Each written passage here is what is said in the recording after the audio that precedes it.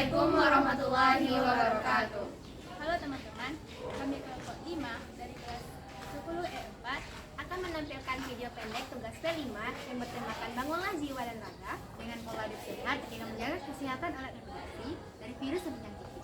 Nah, di mana tugas ini berkaitan dengan mata pelajaran biologi Yang dibimbing oleh Bunda Yoga.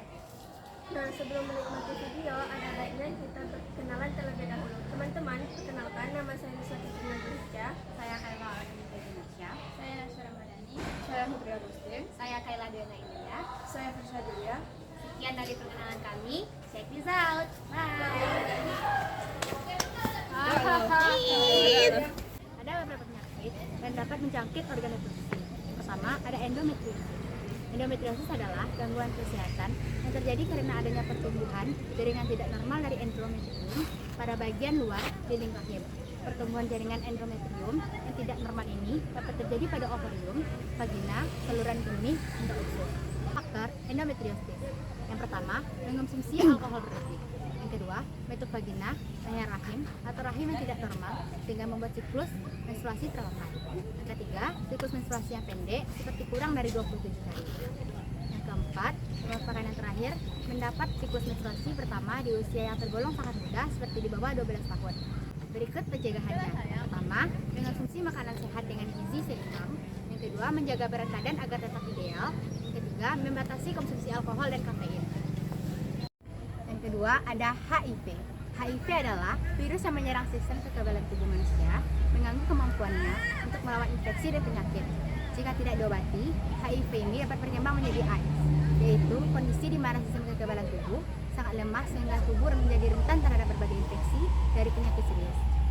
Berikut faktornya. Yang pertama, sering berganti pasangan. Yang kedua, melakukan hubungan seksual yang berisiko baik homoseksual atau heteroseksual. Yang ketiga, menggunakan jarum suntik narkoba secara bersamaan. Yang terakhir, penularan dari ibu hamil yang mengidap HIV atau AIDS melalui pelesta ke janin. Pencegahannya adalah dengan rutin melakukan tes HIV dan menghindari konsumsi obat-obat terlarang. Yang ketiga ada vaginitis. Apa itu vaginitis?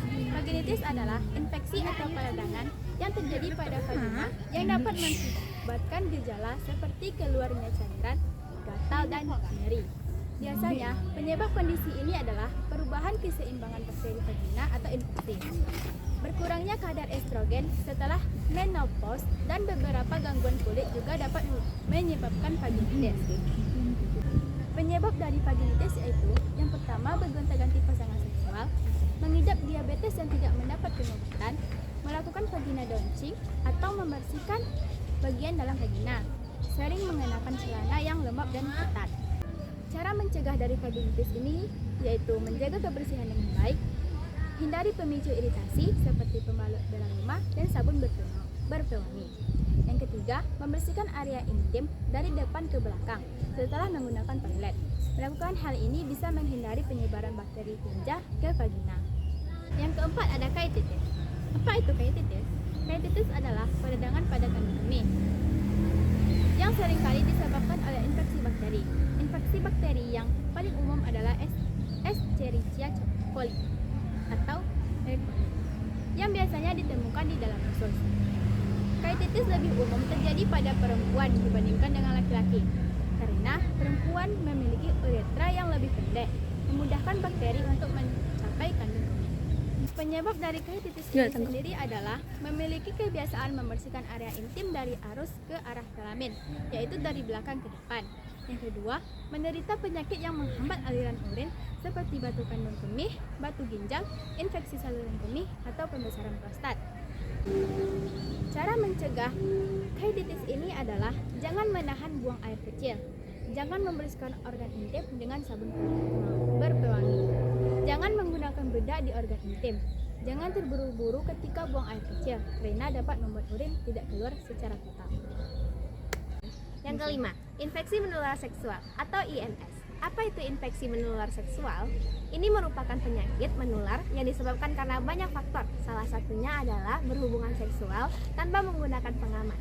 Jika tidak segera ditangani, IMS dapat menyebabkan berbagai komplikasi seperti kanker rahim, infertilitas, kematian mendadak. IMS adalah penyakit yang timbul dan ditularkan melalui hubungan seksual dengan manifestasi klinis berupa timbulnya kelainan-kelainan terutama pada alat tulang. Ada beberapa penyakit penyebab IMS. Yang pertama bakteri yang disebabkan oleh bakteri gonore, chlamydia, dan sifilis. Penularannya melalui kontak langsung dengan cairan tubuh yang terinfeksi seperti sperma atau cairan vagina. Yang kedua virus disebabkan oleh virus human papillomavirus, HPV, herpes simplex virus, HSV, dan HIV. Penularannya melalui kontak dengan darah, cairan tubuh, atau mukosa yang terinfeksi. Yang terakhir ada parasit yang disebabkan oleh parasit trichomoniasis, yaitu penularannya melalui kontak dengan cairan tubuh yang terinfeksi, terutama cairan vagina. Ada beberapa cara pencegahan IMS. Yang pertama, vaksin HPV dapat memberikan perlindungan terhadap beberapa jenis HPV yang dapat menyebabkan kanker serviks dan jenis IMS lainnya. Yang kedua, pemeriksaan dan pengobatan rutin. Yang ketiga, rutin melakukan pemeriksaan kesehatan seksual dan menjalani tes IMS dapat membantu mendeteksi. Yang keenam yaitu ada epididymis. Apa itu epididymis? Epididymis adalah organ serupa tabung yang melingkar di sisi atas belakang testis. Organ ini berfungsi menyimpan sperma dan mengangkutnya menuju saluran reproduksi berikut. Masing-masing epididymis terhubung dengan ductus ejaculatorius melalui saluran yang disebut dengan vas deferens. Adapun beberapa penyebab epididymis. Yang pertama, infeksi menular seksual. Bakteri penyebab gonore dan chlamydia merupakan penyebab tersering epididymitis pada pria seksual aktif, khususnya yang berusia di bawah 35 tahun. Yang kedua, bakteri penyebab infeksi saluran kemih atau prostat seperti Escherichia coli dan Pseudomonas sp.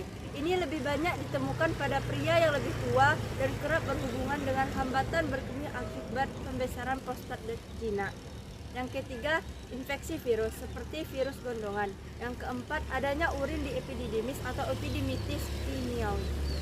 Adapun cara pencegahan dari penyakit epididymitis, yaitu dengan menghindari faktor yang dapat meningkatkan risiko terserang epididymitis, yaitu dengan cara melakukan hubungan seks yang sehat agar terhindar dari infeksi menular seksual.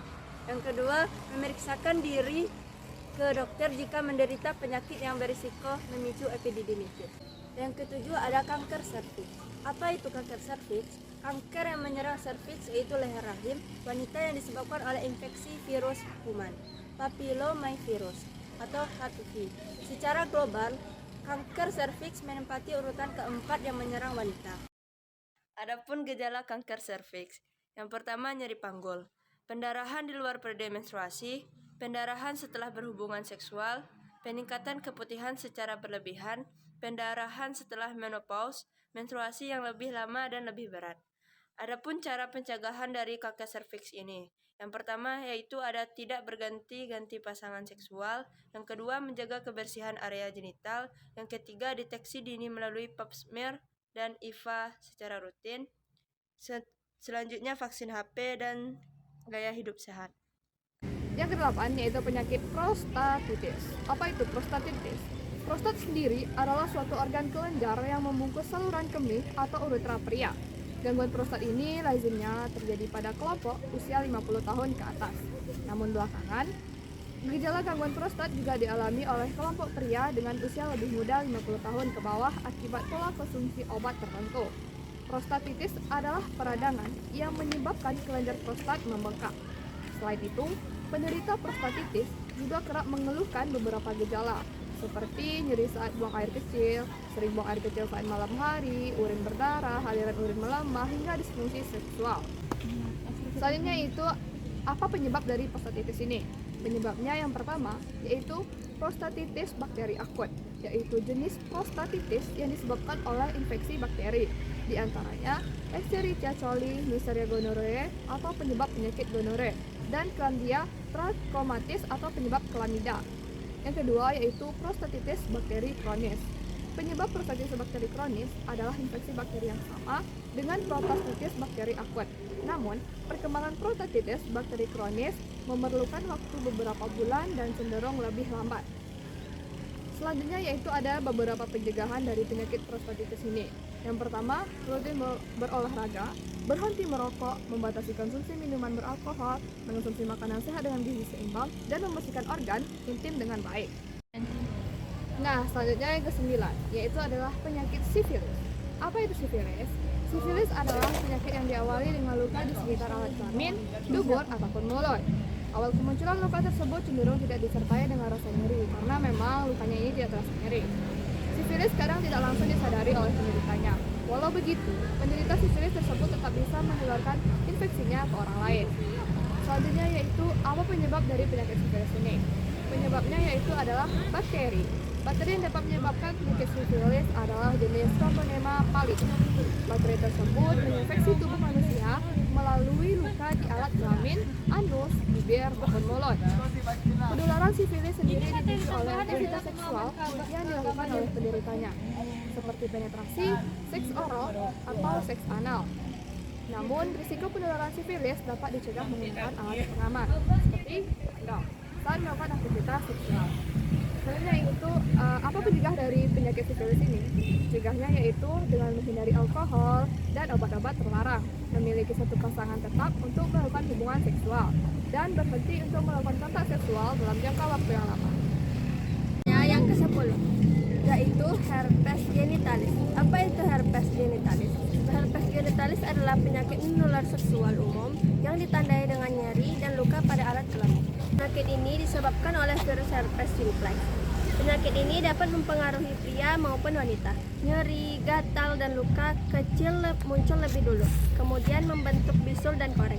Setelah infeksi awal, herpes genital menjadi tidak aktif di dalam tubuh. Gejala dapat kambuh selama bertahun-tahun. Cara pencegahannya yaitu yang pertama, bertahan dalam satu hubungan jangka panjang. Yang kedua, menggunakan kondom. Jangan berhubungan intim dengan orang yang memiliki luka kelamin. Dan yang ketiga, terbuka terhadap pasangan.